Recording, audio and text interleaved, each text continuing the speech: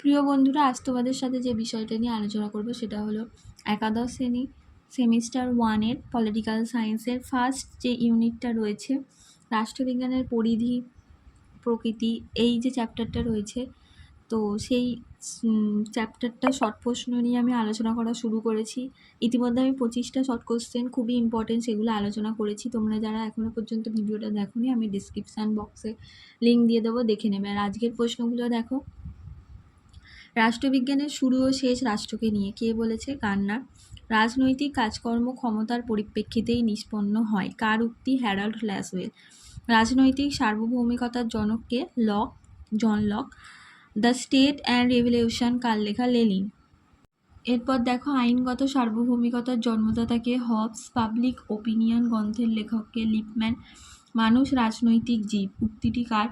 এটা হচ্ছে অ্যারিস্টটলের উক্তি। অর্থশাস্ত্র গ্রন্থের রচয়িতাকে? কৌটিল্য ও চাণক্য, দুজনে একই মানুষ। রাজনীতি হলো একটি সার্বজনীন কার্যকলাপ, কে বলেছেন? অ্যালান বল।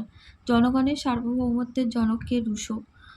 রাষ্ট্রবিজ্ঞান হলো রাষ্ট্রের অতীত, বর্তমান, ভবিষ্যৎ পাঠ, উক্তিটি কার? গেটেল। বল নয়, জনগণের ইচ্ছাই হলো রাষ্ট্রের ভিত্তি, কার উক্তি? টি.এইচ. গ্রিন। মধ্যযুগীয় একজন চিন্তাবিদের নাম লেখো? মার্কস। একজন প্রাচীন রোমান রাষ্ট্রচিন্তাবিদের নাম লেখো? পলিবিয়াস। নীতিশাস্ত্র থেকে রাষ্ট্রবিজ্ঞানকে আলাদা করেন কে? ম্যাকিয়াভেলি। রাষ্ট্রবিজ্ঞানকে রাষ্ট্রের কারুশিল্প কে বলেছেন? আচ্ছা, এটা মনে হয় চারুশিল্প হবে, যাই হোক এখানটা একটু ঠিক করে নিও। এটা হচ্ছে ম্যাকেনজি।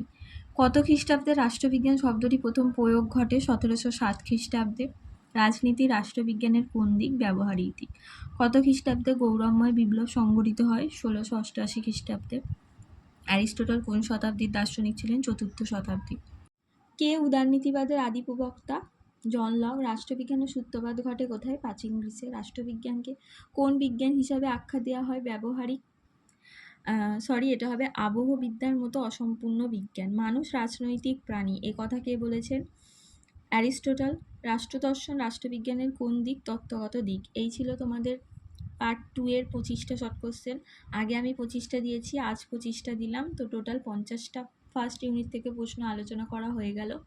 এছাড়া আমি আরও অনেক প্রশ্ন দেব। আজ এতটুকুই।